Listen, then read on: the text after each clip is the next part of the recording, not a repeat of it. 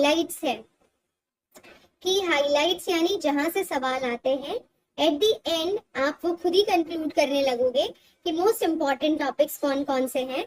मैं आपको फिर भी एक बार बता देती हूँ, जब भी ये चैप्टर पढ़ने बैठो, एमओटी थ्योरी आपको आनी चाहिए बच्चों, हाइब्रिडाइजेशन कैलकुलेट करना आना चाहिए, डाइपोल मोमेंट पता होना चाहिए आपको, इसके अलावा वीएसईपीआर थ्योरी का पूरा आइडिया होना चाहिए, वीबीटी थ्योरी का ग्राफ आना चाहिए, फजान्स रूल आना चाहिए। इतना अगर आपको आता है तो मोस्टली आपके जो 12 मार्क है यानी नियरली 3 to 4 क्वेश्चंस इस चैप्टर में से होता है, यानी 12 to 16 मार्क्स का इस चैप्टर का अकेले वेटेज है। करेक्ट बच्चों? तो आप अभी देखोगे जब हम पीवाईक्यू सॉल्व करेंगे कि कैसे ये 12 मार्क एंड 16 मार्क हम कवर करते हैं by just doing these topics. और यहाँ पर रटने जैसा कुछ भी नहीं है, प्योर लॉजिक, और लॉजिक पे आपके सवाल फटाफट बनने शुरू हो जाएंगे। ठीक है Navdeep, very excited about it. चलिए शुरू करते हैं। तो सबसे पहला सवाल आपको 2025 का दिखाई देगा। ठीक है, ये 2025 का क्वेश्चन है बच्चों, ईयर 2025 का लेटेस्ट सवाल है। गुड इवनिंग बाबू सोना। Identify the correct order against property mention. आपको क्या क्या प्रॉपर्टी दी है देखिए ध्यान से। H2O, अमोनिया, क्लोरोफॉर्म एंड उनके डाइपोल मोमेंट दिए हैं।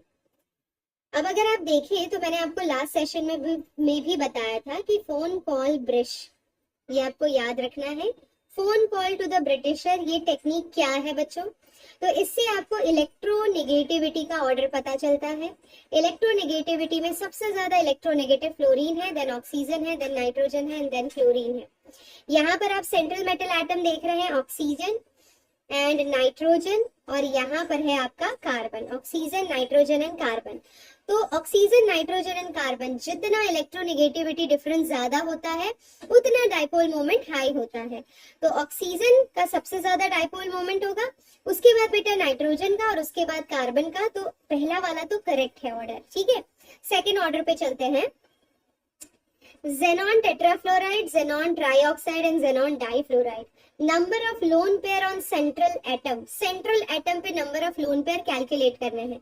तो xenon बेटा कितने इलेक्ट्रॉन है इसके पास? एक नोबल गैस है तो 8 इलेक्ट्रॉन्स है। 8 इलेक्ट्रॉन्स में से 4 बॉन्ड पेयर में चले गए, तो बचे कितने? 4। 4 इलेक्ट्रॉन में कितने होंगे? 2 लोन पेयर होंगे बच्चों। कितने होंगे? 2 लोन पेयर होंगे आपके पास। उसके बाद आगे बढ़ते हैं। Let's take up the case XeO3, XeO3। ठीक है, ये पहला वाला केस हो गया आपका। सिमिलरली हाँ, देखते जाओ, जो आंसर आता है आप आंसर लिख सकते हो कमेंट सेक्शन में, कोई दिक्कत नहीं है बच्चों। ध्यान दीजिएगा, सेकेंड वाले केस पे चलते हैं बच्चों। तो अगला केस है आपका XeO3। यहाँ पर xenon इस तरीके से double bond O, double bond O, double bond O बनाता है, तो 1 2 3 4 5 6, और इसका एक लोन पेयर रह जाता है। ठीक है, तो इसके पास 1 लोन पेयर है। एंड XeF2, तो xenon अगर 2 बॉन्ड बनाएगा तो बेटा इलेक्ट्रॉन कितने रह जाएंगे? 6। तो 6 इलेक्ट्रॉन यानी कि 3 लोन पेयर। ठीक है, तो 4 1 एंड 3। ऑर्डर गलत है हमारा, बी का ऑर्डर गलत है। आपको ऑर्डर में लिखना था कि lone pair increasing decreasing order में किसके हैं, सबसे ज्यादा फिर कम फिर कम। ठीक है, उसके बाद सी पे आ जाओ। Oxygen hydrogen, carbon hydrogen and nitrogen oxygen, bond length किसकी लंबी होगी? तो बॉन्ड लेंथ बेटा जाहिर सी बात है, ऑक्सीजन हाइड्रोजन में इलेक्ट्रोनेगेटिविटी डिफरेंस ज्यादा है as compare to carbon hydrogen and as compare to nitrogen oxygen. ठीक है, तो सी ऑर्डर हमारा सही जा रहा है। सी ऑर्डर में आपको ऑर्डर में कहीं कहीं पे देखो, जितना बॉन्ड लेंथ हाई होगा उतना इलेक्ट्रोनेगेटिविटी डिफरेंस कम होगा, ये ध्यान रखना है आपको। यहाँ पे ये कॉन्सेप्ट है। लास्ट मुद्दा आता है बेटा बॉन्ड एंथैल्पी का। तो बॉन्ड एंथैल्पी यानी कि कितना स्ट्रॉन्ग बॉन्ड है और उसे ब्रेक करने के लिए कितनी ज्यादा एनर्जी की जरूरत पड़ेगी।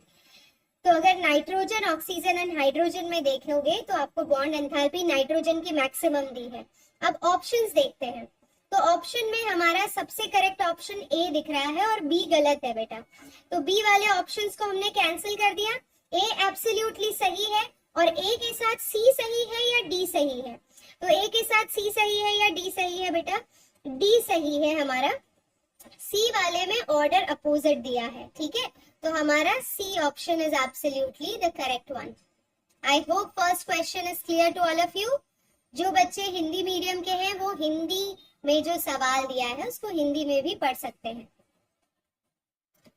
आयुषी बेटा आप चेकआउट करिए इसकी प्लेलिस्ट प्रीवियस ईयर्स क्वेश्चंस की, है ना, या फिर इस वीडियो के नीचे आप कमेंट कर दोगे तो आपको लिंक शेयर कर दी जाएगी, डोंट वरी। आगे बढ़ते हैं। अगला सवाल फिर से बेटा नीट 2025 का है। किस पे बेस्ड है? हाइब्रिडाइजेशन पे बेस्ड है। अगर आपको हाइब्रिडाइजेशन आता है तो ये सवाल आपका बिल्कुल भी गलत नहीं होगा। तो आप देखिए सबसे पहले दिया है ज़ेनॉन ट्राइऑक्साइड। अब ज़ेनॉन में बेटा टोटल होते हैं 8 इलेक्ट्रॉन। मैं आपको टेक्निक सिखा रही हूँ कि कैसे निकालना है आंसर। 8 इलेक्ट्रॉन में से बेटा 2 इलेक्ट्रॉन बॉन्डेड पेयर है। बॉन्डेड है तो बचे कितने? 6 इलेक्ट्रॉन। 6 इलेक्ट्रॉन में कितने बॉन्ड पेयर होंगे? 3। तो यहाँ पर 2 बॉन्डेड में है और 3 बच गया। तो ज़ेनॉन का हाइब्रिडाइजेशन आइडियली sp3 होता है।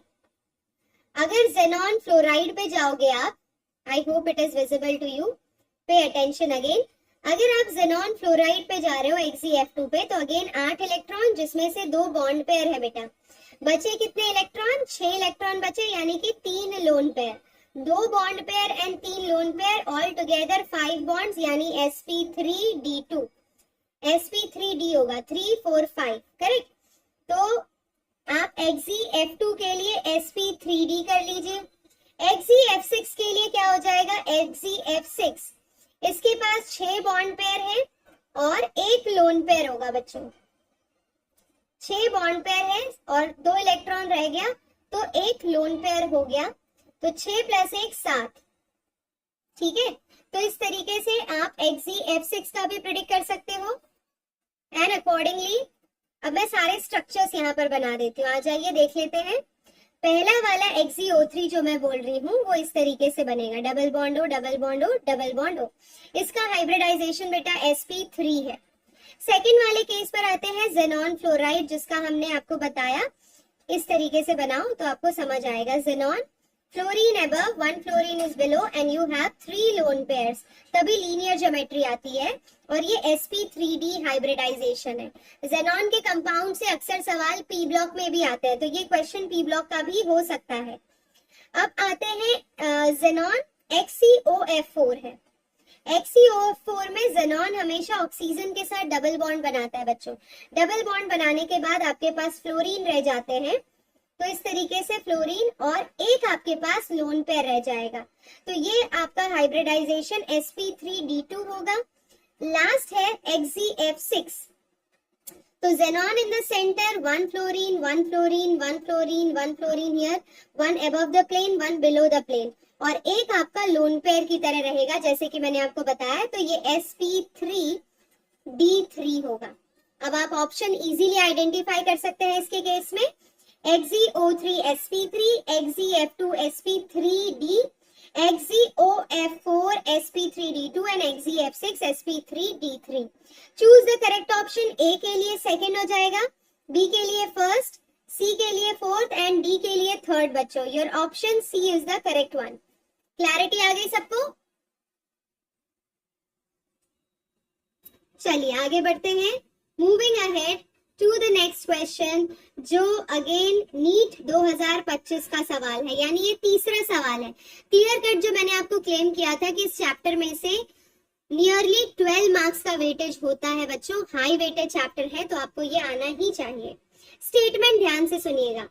A hypothetical diatomic molecule with bond order 0 is quite stable। अगर कोई डायटोमिक मॉलिक्यूल है जैसे कि He2, तो बेटा अगर उसका बॉन्ड ऑर्डर 0 है मतलब वो मॉलिक्यूल एग्जिस्ट ही नहीं करता है, तो वो स्टेबल कहाँ से होगा? इफ बॉन्ड ऑर्डर इज 0 मतलब वो बॉन्ड फॉर्म ही नहीं हो रहा है, और बॉन्ड फॉर्म ही नहीं हो रहा है तभी बॉन्ड ऑर्डर 0 होगा, तो स्टेबिलिटी की तो कोई बात ही नहीं आती है। तो first statement is absolutely wrong, ठीक है। सेकेंड स्टेटमेंट पे आते हैं। सेकेंड स्टेटमेंट हमारा क्या कहता है बच्चों? As bond order increases, the bond length increases. No. Bond order बेटा डायरेक्टली प्रोपोर्शनल है बॉन्ड एनर्जी से एंड इनवर्सली प्रोपोर्शनल होता है बॉन्ड लेंथ से. अगर बॉन्ड ऑर्डर 3 आ रही है यानी ट्रिपल बॉन्ड बनेगा, और ट्रिपल बॉन्ड बनेगा तो बॉन्ड लेंथ कम होगी. अगर बॉन्ड ऑर्डर 2 है तो डबल बॉन्ड बनेगा, और डबल बॉन्ड बनेगा तो बॉन्ड लेंथ कम होगी. यानी कि bond order and bond length inversely proportional है. तो statement 2 is also wrong clearly. And इसमें आप देखिए both statement first and statement 2 are false, और इस हिसाब से आपका आंसर क्या हो जाएगा बच्चों? डी. ठीक है, तो ये थर्ड क्वेश्चन हमने सॉल्व किया 2025 का. 3 सवाल आए थे 2025 में. Heading forward to the fourth question जो कि नीट 2024 से है. देखते हैं नीट 2024 में 3 सवाल आए हैं या 4? करेक्ट. देखो ध्यान से, identify the correct answer. Options दिए हैं 3 resonance structure can be drawn for ozone. तो आपके पास जो ओजोन का स्ट्रक्चर है बच्चों, O double bond O single bond O है. अब अगर आप इसका रेजोनेटिंग स्ट्रक्चर बनाते हो तो double bond O single bond O इस तरीके से होगा. तो साफ साफ दिख रहा है कि इसके 2 ही रेजोनेटिंग स्ट्रक्चर्स बन रहे हैं. तीसरा वाला तो उसका रेजोनेंस हाइब्रिड होगा इस तरीके से. ठीक है, तीसरा वाला उसका क्या होगा बेटा? रेजोनेंस हाइब्रिड होगा. दूसरे मुद्दे पर चलते हैं. तो ये स्टेटमेंट गलत है. BF3 has non-zero dipole moment. BF3 का बेटा जीरो डाइपोल मोमेंट होगा क्योंकि इसकी स्टैंडर्ड ज्योमेट्री है. फ्लोरीन की इलेक्ट्रोनेगेटिविटी हाई है, ये डाइपोल मोमेंट कैंसिल कर देगा तो डाइपोल मोमेंट इज 0. तो दूसरा स्टेटमेंट भी हमारा गलत है. Dipole moment of NF3 is greater than NH3. अब NF3 और NH3 को आप कंपेयर करते हो तो आपका कुछ इस तरीके से दिखाई देता है. ये हो गया आपका NF3 और ये हो गया बेटा आपका NH3. इन केस में अगर आप देखो तो नाइट्रोजन और हाइड्रोजन का orbital dipole moment same direction में ऐड ऑन होता है और यहाँ पर वो कैंसिल आउट होता है. तो जाहिर सी बात है कि इसका dipole moment is less than इसका डाइपोल मोमेंट. करेक्ट. तो NH3 has higher dipole moment. ये स्टेटमेंट भी आपका गलत है. लास्ट पे चलते हैं बच्चों. लास्ट स्टेटमेंट है हमारा 3 canonical form can be drawn for carbonate ion. Absolutely correct statement. तो नीट 2024 में आपको 4 स्टेटमेंट दिए थे. आपका रेजोनेंस का डाइपोल मोमेंट का कॉन्सेप्ट चेक किया गया है एंड वो अगर एकदम क्लियर है तो you come across the answer as the correct one. ठीक है, moving ahead to the next question. ये भी नीट 2024 का सवाल है बच्चों और ये है question number 5. Which of the following molecule has non-zero dipole moment? तो 2024 में favourite topic I think dipole moment था. ठीक है बच्चों, non zero dipole moment. Carbon tetrachloride का तो जीरो हो जाएगा बच्चों, कैंसिल आउट टपक. ये देखो ये सारे एग्जैक्टली अपोजिट है तो जीरो. स्टैंडर्ड ज्योमेट्री में dipole moment zero, mu is equal to zero. HI में डाइपोल मोमेंट जीरो नहीं हो सकता. CO2 में डाइपोल मोमेंट जीरो है बच्चों, ज्योमेट्री ही ऐसी है, कैंसिल आउट हो जाएगा. BF3 अगेन स्टैंडर्ड ज्योमेट्री है तो ये भी कैंसिल आउट हो जाएगा. ठीक है, तो आपके पास ऑप्शन क्या आ गया बच्चों? B. B is the correct answer. Very simple, very easy.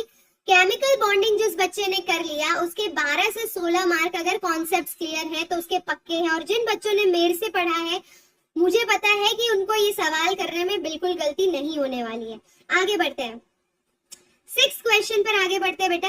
अगला सवाल है identify the incorrect statement about PCl5. तो ये फास्फोरस पेंटाक्लोराइड के बारे में गलत स्टेटमेंट क्या दिया है वो ढूंढना है आपको.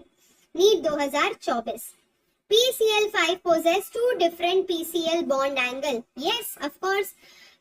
फास्फोरस क्लोरीन के साथ इसके 3 बॉन्ड ऐसे होते हैं जो 120 डिग्री एंगल पर होते हैं और 2 बॉन्ड 90 डिग्री एंगल पे होते हैं. तो 2 अलग अलग बॉन्ड एंगल होते हैं. करेक्ट है.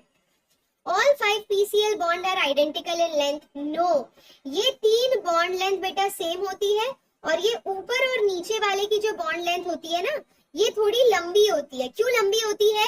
क्योंकि ये लोग रिपल्शन अवॉइड करने के लिए 90 डिग्री पर अरेंज्ड हैं. करेक्ट. तो bond length is slightly larger due to repulsion. तो ये स्टेटमेंट भी गलत है. ठीक है, ये स्टेटमेंट सही है.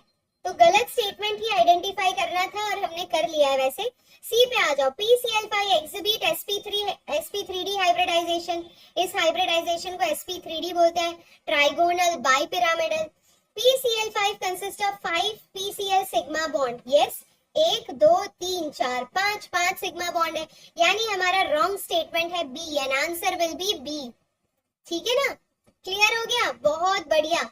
अगले सवाल पर चलते हैं बेटा। 2024 के अंदर आपके पास जितने भी सवाल आए थे वो हमने ऑलमोस्ट कवर कर लिए हैं। ये एक्चुअली 4th क्वेश्चन है, ये भी 2024 का ही है, यानी 16 मार्क्स का था 2024 में। Very simple.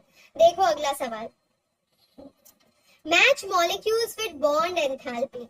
बॉन्ड एंथैल्पी किसकी ज्यादा होगी? तो बच्चों एक बात बता दूं, जब आप N2 की बात करते हो ना, तो नाइट्रोजन के केस में बॉन्ड लेंथ बहुत हाई होती है, क्योंकि बॉन्ड एनर्जी बहुत हाई होती है, क्योंकि नाइट्रोजन ट्रिपल बॉन्ड बनाता है। ये पी ब्लॉक का स्टेटमेंट है कि nitrogen triple bond, nitrogen is having very high bond enthalpy, तो इसका 946 होगा, क्योंकि ट्रिपल बॉन्ड होता है इसके पास।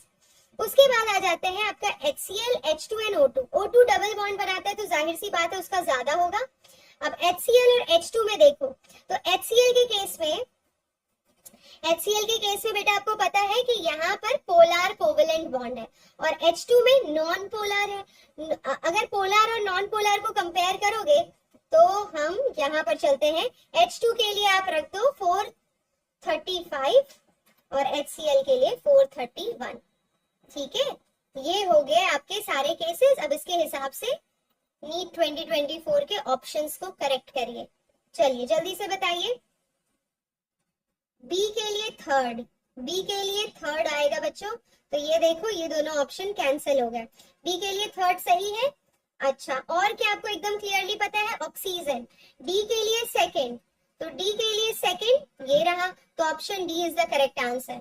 Learn how to cancel out the options. Okay, moving ahead. अगला सवाल आपकी स्क्रीन पर ये रहा बच्चों, और ये सवाल लेट मी टेल यू 2024 का ही है। 5वां सवाल है, 5th क्वेश्चन।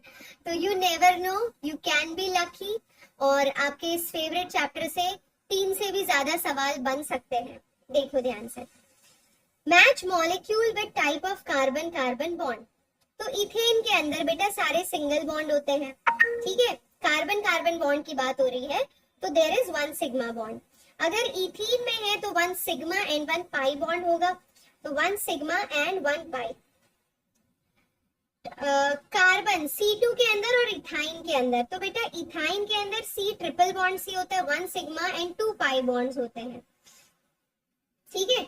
और इसके अंदर आप बोल सकते हो C2 के अंदर 2 pi bonds are there, but pi bonds can not stay without sigma bonds, वो फैक्ट है। चलिए अब इसके ऑप्शंस देखते हैं। यस, हमें क्लियरली पता है ए बी। ए के लिए थर्ड है एंड बी के लिए फोर्थ। ए के लिए थर्ड है एंड बी के लिए फोर्थ, यानी ये दोनों ऑप्शन कैंसिल हो गए बच्चों। अब हमारे पास बचता है ये वाला। तो देखिए डी के लिए तो फर्स्ट है क्लियर कट, यानी हमारा C option is the correct answer. Clarity है बच्चों, बहुत आसान सवाल था। अगले सवाल पर आगे बढ़ते हुए हमारे प्यारे बच्चे, लेट मी टेल यू, ये भी 2024 का सवाल है। भैया आप लकी निकल सकते हो, अगर ऐसा हुआ जैसा 2024 में हुआ है तो आप लकी हो। देखो, the boiling point of hydrides of group 16 elements follows the order H2O, H2TE, H2SE and H2S। Boiling point का ऑर्डर पूछा है, ठीक है। Boiling point is actually directly proportional to the molar mass, यही होता है। मास किसका ज्यादा होगा? तो देखो H2O की एक स्पेशल टेंडेंसी है कि वो हाइड्रोजन बॉन्डिंग दिखाता है, जैसे कि NH3 दिखाता है, तो उसका बॉइलिंग पॉइंट सबसे हाईएस्ट तो बनता है। चलो बढ़िया है। अब इसके बारे में ये पहला स्टेटमेंट तो दिया है, बट H2O के बाद बाकियों का कैसा होना चाहिए? अब उसके बाद मोलार मास किसका ज्यादा बेटा? टेल्यूरियम का ज्यादा होता है। अगर आप कंपेयर करो ऑक्सीजन सल्फर, सेलेनियम, टेल्यूरियम। तो ऑक्सीजन हाइड्रोजन बॉन्ड दिखाता है इसलिए उसका ज्यादा है, बाकी फिर टेल्यूरियम का ज्यादा है, तो टेल्यूरियम का बॉइलिंग पॉइंट हाई होगा, तो करेक्ट किया है टेल्यूरियम, सेलेनियम एंड सल्फर। तो the statement 1 is absolutely seems to be correct. ठीक है, सेकेंड ऑप्शन पे आते हैं। On the basis of molecular mass, H2O is expected to have lower boiling point than the other member of group. But due to the presence of extensive hydrogen bonding in water, it has higher boiling point. जो हम reason दे रहे थे actually वही statement 2 में है और मुद्दा एकदम सही है। तो both statement 1 and statement 2 are correct. C is the correct answer. Tania and Suhana ने पहले ही बता दिया। बहुत बढ़िया बच्चों, अगले सवाल पर आगे बढ़ते हैं and that is question number 10 for today. Very good. Intramolecular hydrogen bonding किसके अंदर प्रेजेंट है? हमेशा याद रखना, इंट्रामोलिक्यूलर हाइड्रोजन बॉन्डिंग के लिए नाइट्रोजन, ऑक्सीजन या फ्लोरीन होना चाहिए जो हाइड्रोजन के साथ बॉन्ड कर सकता है, और ये दोनों ग्रुप्स काफी नजदीक होने चाहिए, तभी हाइड्रोजन बॉन्डिंग हो सकता है इंट्रामोलिक्यूलर। तो यहाँ पर दूर है, यहाँ पर नहीं होगा, यहाँ एब्सोल्युटली दूर है, इंट्रामोलिक्यूलर नहीं होगा, यहाँ पर भी नहीं होगा, ये सब इंटर वाले हैं। Intramolecular hydrogen bonding will be only possible in case A. Is it clear? सिर्फ एक केस में पॉसिबल होगा बच्चों। आगे बढ़ो। अगर आपको नहीं विजुअलाइज हो पा रहा कैसे होता है तो मैं आपको दिखा देती हूँ। यहाँ पे N double bond O, single bond O है बेटा, एंड यहाँ पे ऑक्सीजन, और ये हो गया आपका हाइड्रोजन। अब आप नाइट्रोजन, ये डबल बॉन्ड ओ की जगह सिंगल बॉन्ड ओ के साथ दिखाओ, सिंगल बॉन्ड ओ और यहाँ डबल बॉन्ड ओ। इन दोनों के बीच जब डेवलप हो गया इंट्रा मॉलिक्यूलर हाइड्रोजन बॉन्ड। समझे ना बेटा? आसान था, सिंपल था। Very good, very good. मजा आ रहा है तो सेशन को लाइक जरूर कर देना ताकि ये और उन बच्चों तक सजेस्ट हो जिनको इस तरह के सेशन की सख्त जरूरत है बिफोर नीट एग्जामिनेशन। आगे बढ़ते हैं। NH3 BrF3 ये 11th क्वेश्चन है बच्चों। ठीक है, XeF4 एंड SF6 हमें इनकी ज्योमेट्री प्रिडिक्ट करनी है। मैंने आपको सिखाया बेटा नाइट्रोजन, इसके वैलेंस इलेक्ट्रॉन होते हैं 5, 5 में से 3 बॉन्ड पेयर में है, बचा कितना? 2 इलेक्ट्रॉन, 2 इलेक्ट्रॉन से 1 लोन पेयर बनेगा, 3 बॉन्ड पेयर और 1 lone pair, hybridisation sp3 and geometry जहां पर 1 लोन पेयर होती है उसे हम बोलते हैं पिरामिडल ज्योमेट्री। क्या बोलेंगे बेटा? Pyramidal geometry. ठीक है, तो ये ट्राइगोनल पिरामिडल है, स्क्वायर प्लेनार है। चलो सब देखते हैं। XeF4 and SF6, sulphur SF6 बेटा, सल्फर के 6 इलेक्ट्रॉन 6 के 6 बॉन्ड पेयर में है, तो ऑक्टाहेड्रल ज्योमेट्री इसकी क्लियर कट है। ठीक है, XeF4, Xenon F4, 1 2 3 4। ठीक है, 4 तो इसके बॉन्डेड पेयर में चले गए, 5 6 7 8। ठीक है, तो इस तरीके से इसका स्क्वायर प्लेनार ज्योमेट्री आ जाएगा। तो we are going for square planar. BrF5, bromine के 7 इलेक्ट्रॉन होते हैं बच्चों, 7 इलेक्ट्रॉन में से 5 बॉन्ड पेयर में चले गए, बचे कितने? 1 लोन पेयर, तो 5 + 1 6। अब ये 6 में 5 बॉन्ड पेयर और 1 लोन पेयर, तो इसको हम बोलेंगे, let me make this one, आप यहाँ पर देख लो, bromine, fluorine, fluorine, fluorine, fluorine, और ये 5वां फ्लोरीन। ठीक है बच्चों, तो यहाँ 5 बॉन्ड पेयर और 1 लोन पेयर है, तो ये बन गया आपका स्क्वायर पिरामिडल। इस तरीके से ये स्क्वायर पिरामिडल बनाएगा, तो इसके लिए स्क्वायर पिरामिडल कर दीजिए। हो गया आपका आंसर। क्लैरिटी है? Got it? चलो अभी आंसर बताओगे इसका आप लोग। बी का फोर्थ, तो ये तीनों में 4th है, ये ऑप्शन कैंसिल हुआ। उसके बाद सी का सेकंड किसमें दिया है बच्चों? सी का सेकंड इसमें दिया है। A is the correct answer. Yes, चलो moving ahead to the next question. अगला सवाल है बेटा क्वेश्चन नंबर 12 जो कि नीट 2023 का है। The correct order of energies of molecular orbital of N2 molecule. तो यहाँ पर जो इलेक्ट्रॉनिक कॉन्फ़िगरेशन होती है वो 2 तरह की होती है। इलेक्ट्रॉनिक कॉन्फ़िगरेशन एक होती है अप टू 14 और एक होती है अबव 14।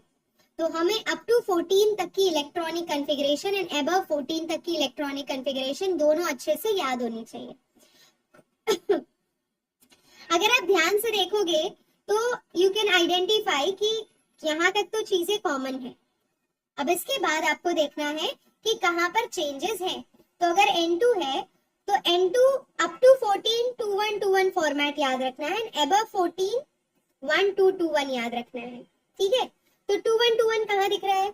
ये रहा, pi 2px, pi 2py, sigma 2pz, then pi star 2px, pi star 2py and sigma star 2pz। So D option is the correct one. Very simple. Electronic configuration अगर याद नहीं रख रहे हो एमओटी थियरी में से तो कोई फायदा नहीं है, और ये मान के चलो कि आपकी प्रिपरेशन नहीं हुई अगर आपके इलेक्ट्रॉनिक कॉन्फ़िगरेशंस क्लियर नहीं है तो बच्चों। ठीक है, अब आगे बढ़ते हैं। अगेन 2023 का सवाल है, among the following the total number of species not having 8 electron around central metal atom in outermost shell is। किसके केस में 8 इलेक्ट्रॉन पूरे नहीं हो रहे हैं? तो देखो 8 इलेक्ट्रॉन किस में नहीं है, ये देखो AlCl3 3 उसके खुद के, 3 क्लोरीन के तो 6 हैं। नाइट्रोजन के पास 5 उसके खुद के और 3 हाइड्रोजन के तो इसके पास 8 है। बेरिलियम की बात करते हैं, ठीक है, और कार्बन टेट्राक्लोराइड के तो कार्बन के तो 4 और 4 फ्लोरीन के तो इसके पास भी 8 है। फास्फोरस के 5 और 5 फ्लोरीन के तो इसके पास 10 है बच्चों। The total number of species not having 8 electron around the central metal atom, ये ऑप्शन है।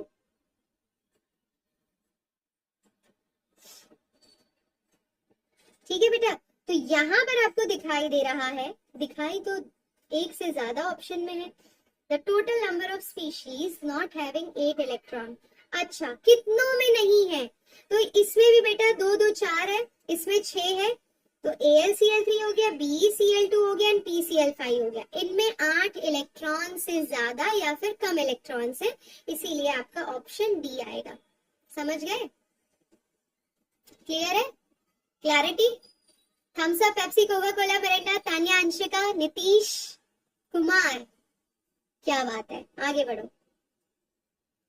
The correct order of dipole moment for the molecules। मैंने आपको सिखाया है डाइपोल मोमेंट दो बातों पर डिपेंड करता है बेटा।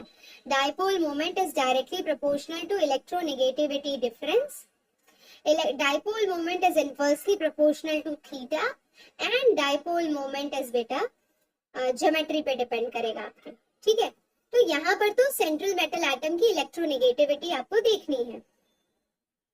Carbon, hydrogen, sulphur, hydrogen, nitrogen and fluorine, सबसे ज्यादा इलेक्ट्रोनेगेटिव है फ्लोरीन, तो सबसे ज्यादा डाइपोल मोमेंट भी फ्लोरीन का ही होना चाहिए। ठीक है, तो यहाँ पे आप साफ साफ एक्सेस कर पा रहे हो कि फ्लोरीन के केस में डाइपोल मोमेंट ज्यादा होगा, फिर नाइट्रोजन, फिर सल्फर, फिर carbon. So D is the correct answer.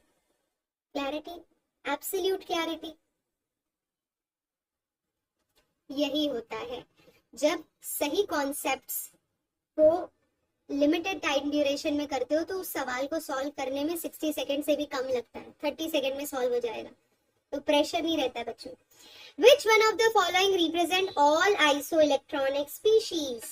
देखो ये तो नहीं है, O2 माइनस होगा, Ca2 plus argon, K plus and Cl ये दिखा रहा है, ये नहीं दिखा रहा है बच्चों, ये भी नहीं दिखा रहा है। D is the correct answer. ये तो कल के सेशन में भी था क्योंकि ये पीरियोडिक टेबल में भी सवाल काउंट हो सकता है। अगले सवाल पे चलते हैं। अगला सवाल है, which one of the following statement is incorrect related to molecular orbital theory? MOT theory के स्टेटमेंट पे बेस्ड है ये सवाल। ठीक है, 2023 का देखते हैं। ग्रेट सुहाना, आइए देखते हैं बेटा। The pi star anti-bonding molecular orbital has a node between the nuclei। Incorrect बताना, ये तो करेक्ट है।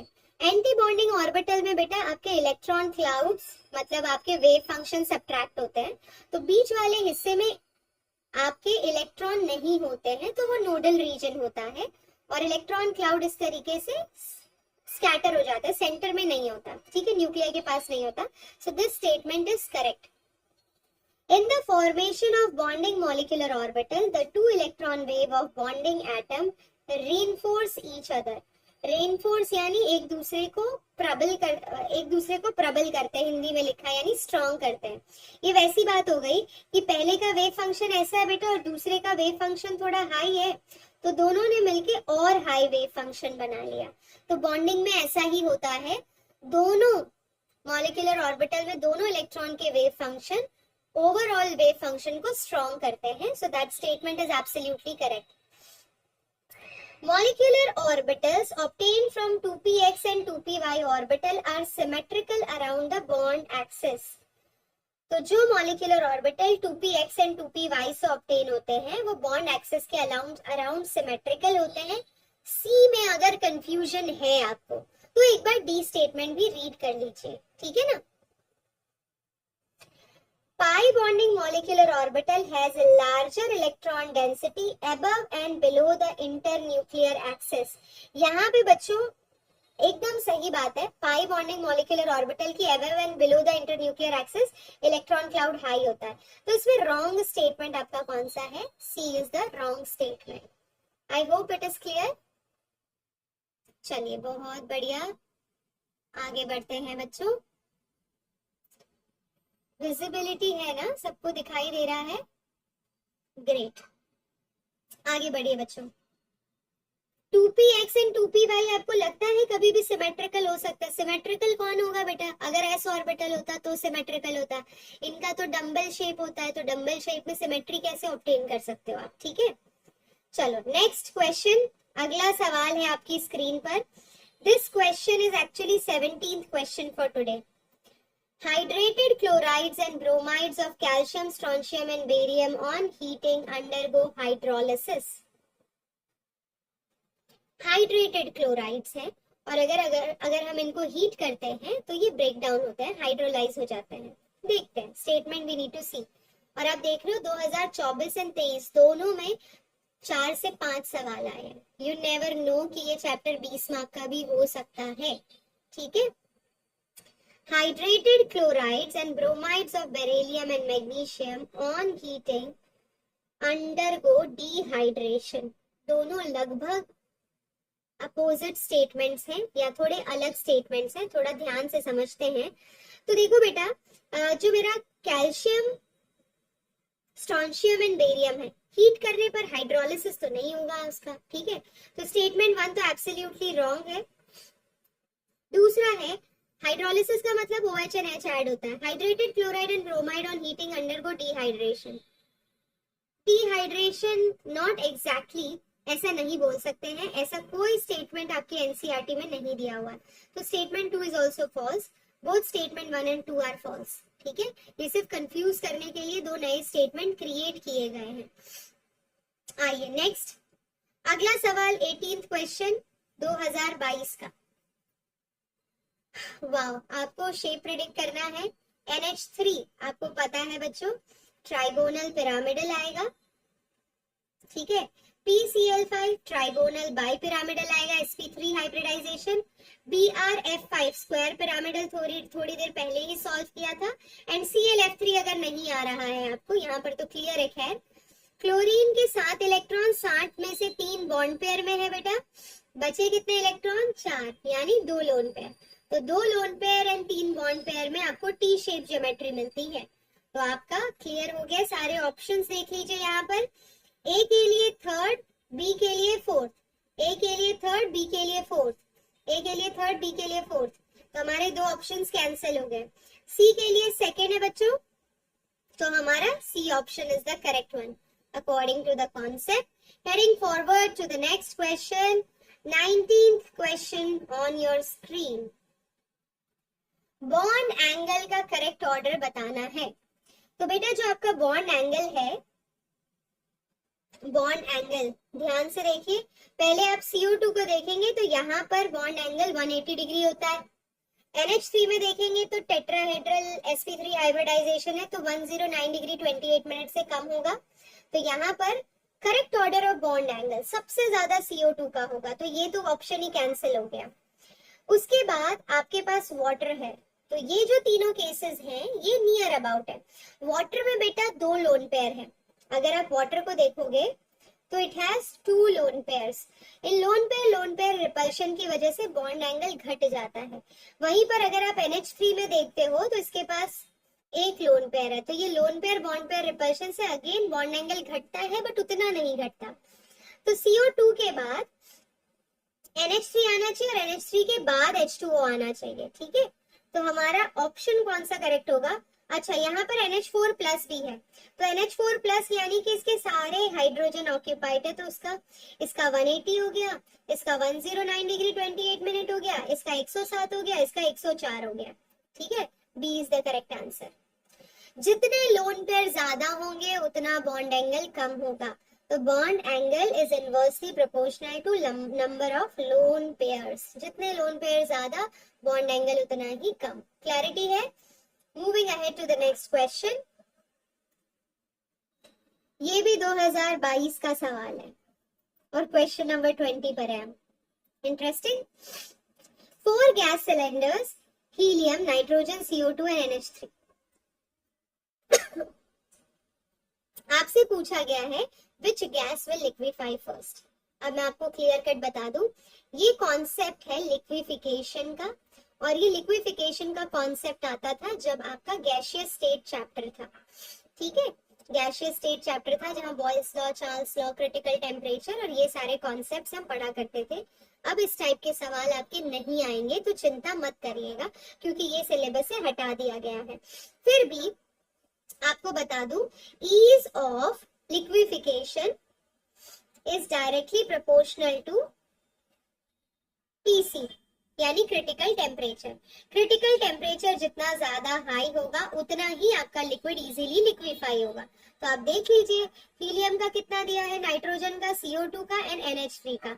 इसमें सबसे इजीली लिक्विफाई होने वाला Which gas will liquefy first? जिसका critical temperature सबसे ज्यादा हाई होगा। So your answer should be NH3. Correct? Clear है? CO2 का बेटा 304 है, NH3 का 404 है। ओके, अगला सवाल आपकी स्क्रीन पर बच्चों ध्यान दीजिएगा। ये सवाल भी आपका उसी चैप्टर से है जहां पर आप बॉयल्स लॉ अप्लाई करोगे, क्योंकि STP एंड टेम्परेचर दिया है and this is related to Boyle's law. P1 V1 is equal to P2 V2. You can mark it as not in syllabus. Not in syllabus now. Okay? आपके काम का नहीं है अब ये। Moving ahead to the next question. Among the following, which one will have maximum lone pair electron repulsion? देखिए किसके अंदर सबसे ज्यादा रिपल्शन होगा। तो जहां पर एंगल सबसे कम होगा वहां पर रिपल्शन मैक्सिमम होगा। अब ClF3 अगर आप देखते हो, 7 electron, 3 bond pair and 2 lone pair, तो ये T शेप आएगा। T शेप यानी कि फ्लोरीन सेंटर में होगा बेटा, यहाँ पर फ्लोरीन, फ्लोरीन एंड फ्लोरीन, और यहाँ पे 2 लोन पेयर होंगे, ठीक है। IF5, SF4, तो xenon, fluorine, fluorine, fluorine and fluorine above and below the plane, and xenon F2, XeF2 अगर आप देखते हो, XeF2 8 इलेक्ट्रॉन, 2 बॉन्ड पेयर है और बाकी सब लोन पेयर है। तो क्लियर कट आप बता सकते हो, if you make all the structures, XeF2 F 1 2 3 lone pair, IF7 भी बना लो, IF F F F and F with 1 lone pair. अब एंगल देख लो फटाफट से। तो एंगल किस केस में मैक्सिमम होगा बच्चों? एंगल यू कैन सी सारे केसेस में मोस्टली आप देख पा रहे हो कि 1 लोन पेयर है, 2 लोन पेयर है या 3 लोन पेयर है। तो ClF3 में 2 लोन पेयर है, IF5 में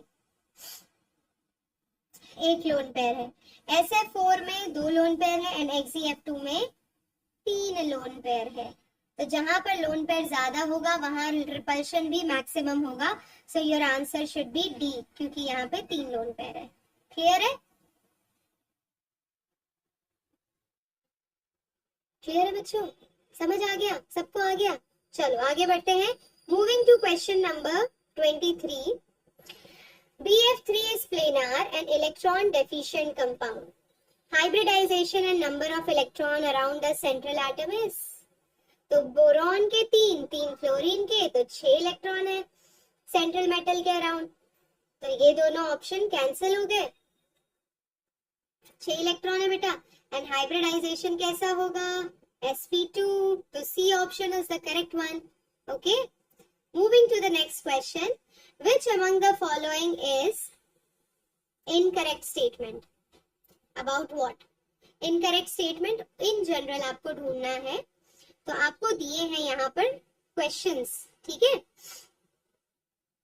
The bond order of O2 plus O2 minus, bond order पता है आपको कैसे निकालते हैं, एक जादुई टेक्निक सिखाती हूँ आपको।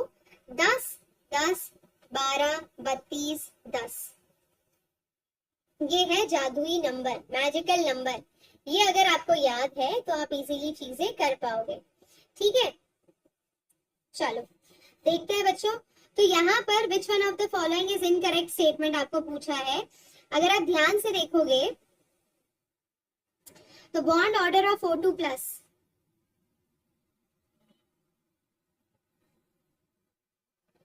यस, इसका बॉन्ड ऑर्डर बेटा 2 होता है, ठीक है।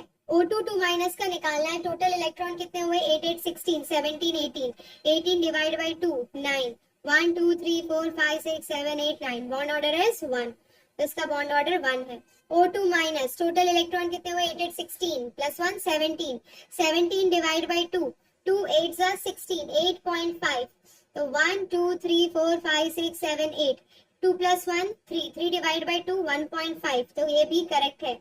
O2 प्लस कितना है बच्चों, इलेक्ट्रॉन 8 8 16, 16 माइनस 1 15, 15 डिवाइड बाय 2, तो ये हो गया 7.5, यानी 3 प्लस 2 2.5, तो पहला स्टेटमेंट तो करेक्ट है। The C2 molecule has 4 electron in its 2 degenerate pi molecular orbital.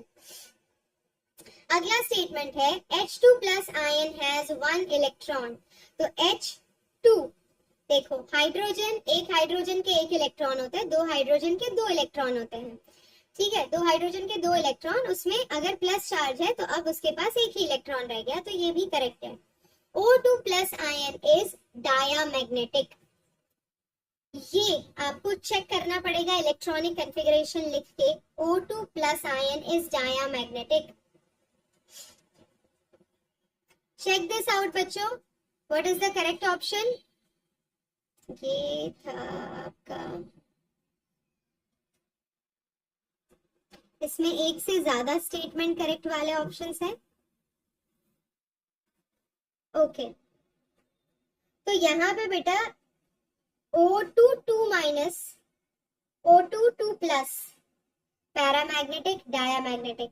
When you will write the configuration आपको पता चलेगा कि O2 plus ion is diamagnetic, this statement is incorrect. C2 molecule के पास 4 इलेक्ट्रॉन है, 2 degenerate पाई molecular orbital में है, that statement is correct, so your option D is the answer, ठीक है। नेक्स्ट क्वेश्चन, नीट 2021 का, फिर से ज्योमेट्री प्रेडिक्ट करनी है आपको। PCl5 कैसा होगा बेटा, ट्राइगोनल बाइपिरामिडल। SF6 कैसा होगा, ऑक्टाहेड्रल। BF3 क्या होगा, trigonal planar, and BRF5 square pyramidal. तो आप अब इसमें से ऑप्शंस ढूंढ सकते हो कि कौन सा करेक्ट है। I am not going to give you the answer for the same. Moving ahead to the next question, आपको अगला सवाल दिया है, the correct sequence of bond enthalpy of CX bond is. मैंने आपको बताया है कि जितना इलेक्ट्रोनेगेटिविटी डिफरेंस हाई होगा, या फिर आप अगर इनको देख रहे हो तो आप देखो आयोडीन सबसे बड़ा है, ब्रोमीन उससे छोटा, क्लोरीन छोटा, फ्लोरीन सबसे छोटा। अब जो सबसे छोटा है उस केस में बॉन्ड लेंथ भी छोटी होगी, बॉन्ड लेंथ छोटी होगी तो बॉन्ड एनर्जी हाई होगी, ठीक है। तो बॉन्ड एनर्जी हाई होगी तो आइडियली आप बोल सकते हो कि CH3F की बॉन्ड एनर्जी हाई होगी, then Cl, then Br and then I। I hope I made it very clear, ठीक है बच्चों। तो B is the correct answer। Bond energy उसकी ज्यादा होगी जिसका बॉन्ड लेंथ कम होगा। अगला सवाल, which of the following molecule is non-polar in nature? Non polar आपका कैसे डिसाइड होगा, या फिर पोलैरिटी या नॉन पोलैरिटी कैसे डिसाइड होगी, तो net sum of all the dipole moment should come out to be zero, correct. तो अगर आप देखते हो तो इसमें से सबसे सिंपल स्ट्रक्चर कौन सा दिख रहा है आपको, जो प्रिडिक्टेबल दिख रहा है आपको, SbCl5, ठीक है। SbCl5 अगर आप देखो तो ये बिलोंग करता है नेपाल, पाकिस्तान, ऑस्ट्रेलिया, सब बीमार, यानी कि ये नाइट्रोजन की फैमिली से बिलोंग करता है। इसके पास 5 वैलेंस इलेक्ट्रॉन्स है और पांचों के पांच बेटा बॉन्डेड स्टेट में है। तो जिनकी भी स्टैंडर्ड ज्योमेट्री होती है, जैसे कि इसकी है, तो Sb की अगर स्टैंडर्ड ज्योमेट्री है तो सारे डाइपोल मोमेंट उसके कैंसिल आउट हो जाएंगे, ये वाला इससे, ये वाला इससे। तो नॉन पोलर इज SbCl5। आपको ढूंढना है किसकी स्टैंडर्ड ज्योमेट्री है, that's it. Moving to the next question, this is your question number 28। Which of the following set of molecule will have zero dipole moment? ढूंढो किसकी स्टैंडर्ड ज्योमेट्रीज है। Boron trifluoride BF3 दिया है, hydrogen fluoride HF दिया है, carbon dioxide CO2 दिया है, and 1,3 dichlorobenzene. No, यहाँ पर तो डाइपोल मोमेंट होगा। अगर 1,4 डाइक्लोरोबेंजीन होगा तो वहां पर डाइपोल मोमेंट कैंसिल आउट हो जाएगा। बोरॉन ट्राइफ्लोराइड का ऑलरेडी जीरो है, बेरिलियम डाइफ्लोराइड का ऑलरेडी जीरो है, कार्बन डाइऑक्साइड का ऑलरेडी जीरो है। तो C option is the correct one, C is the correct one बच्चों, ठीक है। अमोनिया में जीरो कर नहीं सकते हो आप, वाटर का भी जीरो नहीं होगा, जिनकी स्टैंडर्ड ज्योमेट्रीज हैं उनका ही जीरो होगा। So C is the correct answer. 28 is also done. Question number 29. आपने जितने सवाल किए अभी तक 3 बातें उसमें कॉमन थी। या तो आपको डाइपोल मोमेंट के बारे में पूछा है, या फिर आपको बॉन्ड लेंथ, बॉन्ड एनर्जी यानी एमओटी थियरी पे पूछा है, या फिर आपको VSEPR थियरी की स्टैंडर्ड ज्योमेट्री और हाइब्रिडाइजेशन पूछा है। तो ये 3-4 टॉपिक तो भाई कर ही लेना, नहीं तो केमिकल बॉन्डिंग में अगर 5 से 6 सवाल आ गए तो आपके सारे नंबर चले जाएंगे बच्चों। 20 से 24 मार्क का ये चैप्टर किसी साल इसका इतना हाई वेटेज रहा है। Identify a molecule which do not exist, जिसका बॉन्ड ऑर्डर बेटा जीरो आता है, वो एग्जिस्ट ही नहीं करता। मुझे तो याद हो चुका है, मैंने इतनी बार किया है कि जो हीलियम होता है, मैं आपको निकाल के भी दिखा देती हूँ, हाइड्रोजन हीलियम, तो He2 है, तो हाइड्रोजन हीलियम कितने हो गए बेटा, 2 2 4 इलेक्ट्रॉन, ठीक है। 4 डिवाइड बाई 2 2 आया, 10 10 12 32 10, बॉन्ड ऑर्डर इज, ये 2 काउंट करोगे 1 2, बॉन्ड ऑर्डर इज 0, तो ये एग्जिस्ट ही नहीं करता है। वेरी गुड तानिया, मुझे बेटा तुमसे बहुत ज्यादा उम्मीदें हैं और प्रैक्टिस करते रहो इसी तरीके से। Which of the following diatomic molecule species has only pi bond according to molecular orbital theory? MOT theory के हिसाब से किस केस में सिर्फ पाई बॉन्ड एग्जिस्ट करता है? There is no sigma bond. तो पहले तो बॉन्ड एग्जिस्ट भी करना चाहिए, वो भी इंपॉर्टेंट है, करेक्ट। तो यहाँ पर ऐसा दिखाने वाला सिर्फ एक कार्बाइड है। कार्बन जब C2 फॉर्म में एग्जिस्ट करता है वहीं पर ये थ्योरी अप्लाई होती है। हमने पीछे भी देखा था कि C2 के केस में कितने सिग्मा बॉन्ड होते हैं, कितने पाई बॉन्ड होते हैं, तो हमने बोला था इसके 2 पाई बॉन्ड होते हैं, तो सिर्फ इसमें होता है, बाकी सब में सिग्मा बॉन्ड एग्जिस्ट करता ही है, क्योंकि बाकी केसेस तो हमने किए। Which of the following is paramagnetic molecule? अब इसमें आपको कॉन्फ़िगरेशन लिखना पड़ेगा, ये है सबसे टफ टास्क, बट फिर भी आपको जब आप लिखोगे तो हाइड्रोजन एंड लिथियम तो इजी है लिखना, फिर बचता है आपका ऑक्सीजन, और ऑक्सीजन पैरामैग्नेटिक होता ही है, ये पी ब्लॉक में हम बार बार स्टेटमेंट पढ़ते हैं, तो D is the correct answer. Which of the following is correct order of dipole moment? क्या बताया था, dipole moment is directly proportional to electronegativity difference। ये सवाल बार बार रिपीट हो रहा है। इलेक्ट्रोनेगेटिविटी डिफरेंस कहाँ पर ज्यादा होगी, जहां पर इलेक्ट्रोनेगेटिविटी हाई होगी। तो आप चेक करो सेंट्रल मेटल एटम को बच्चों, सबसे ज्यादा इलेक्ट्रोनेगेटिव होगा कौन सा? अब यहाँ पर 2 केसेस है, सेंट्रल मेटल एटम कहीं पर सेम है और कहीं पे सराउंडिंग एटम सेम है, तो दोनों को ध्यान से करना पड़ेगा, नहीं तो यहाँ पर गलती होने के चांसेस हो सकते हैं। इतना तो पता है कि ऑक्सीजन नाइट्रोजन से ज्यादा इलेक्ट्रोनेगेटिव है, तो H2O का तो सबसे ज्यादा होगा ही। ठीक है बेटा, तो ये ऑप्शन कैंसिल हो गया। अब इन तीनों में चेक करना है। ठीक है, NH3 और NF3 में किसका ज्यादा है? NH3 का ज्यादा है NF3 से, क्योंकि NF3 में बेटा डाइपोल मोमेंट कैंसिल आउट हो जा रहा है, ये ऊपर और ये नीचे जा रहा है। तो NH3 और NF3 में NF3 कम है, तो ये वाला ऑप्शन भी कैंसिल हो गया। यहाँ पर भी NF3 को पहले दिखाया, B is the correct answer. Very good. When you are not able to directly conclude to the answer, it is very easy कि भाई मैं ऑप्शन कैंसिल करना सीखूं, वहां से एकदम एक्यूरेट आंसर आता है आपका, ये मैं गारंटी देती हूँ आपको। ठीक है, चलिए, consider the following species. We are heading towards question number 33 by the way. ठीक है, consider the following species Cn plus, Cn minus, NO and Cn. Which one of these will have the highest bond order? Bond order निकालने के लिए मैंने आपको 10, 10, 12, 32, 10 का technique दिया है। इलेक्ट्रॉन काउंट करो, टोटल इलेक्ट्रॉन काउंट को 2 से डिवाइड करो। कार्बन के कितने इलेक्ट्रॉन है बेटा? एटॉमिक नंबर कार्बन का 6, नाइट्रोजन का 7, और उसमें से 1 माइनस करना, यानी बेसिकली इसका 12 है। 12 डिवाइड बाई 2, 6, 1 2 3 4 5 6, इसका बॉन्ड ऑर्डर है 2। Cn माइनस का कितना हो जाएगा? 6 plus 8, 8 9 10 11 12 13 14, 14 divide by 2, 7, 1 2 3 4 5 6 7, bond order is 3, तो इसका बॉन्ड ऑर्डर 3 है। ठीक है, NO नाइट्रोजन के 7 इलेक्ट्रॉन, ऑक्सीजन के 8, 8 9 10 11 12 13 14 15, 15 divide by 2, 7 are 14, 7.5, 1 2 3 4 5 6 7, 7 and 8, 3 plus 2 5 by 2, यानी 2.5, इसका 2.5 है। कार्बन का बेटा 6, नाइट्रोजन का 7, तो 6 प्लस 7 14, 13 हो गया। 13 डिवाइड बाई 2, ये हो गया 6.5, 1 2 3 4 5 6, 3 plus 2 5, 2.5. So which one of these will have the highest dipole moment? That is Cn minus. B is the correct answer. Got it? Clear है? चलो, in the structure of ClF3, ये है आपका question number 34. The number of lone pair of electron on central atom chlorine is. कितने lone pair बचेंगे? Chlorine के बेटा 7 electron हैं, जिसमें 3 बॉन्ड पेयर में है। बचे कितने? 4 इलेक्ट्रॉन। 4 इलेक्ट्रॉन में 2 लोन पेयर बनेंगे, खत्म। 2 lone pair is the answer. B is the correct answer. हो गया।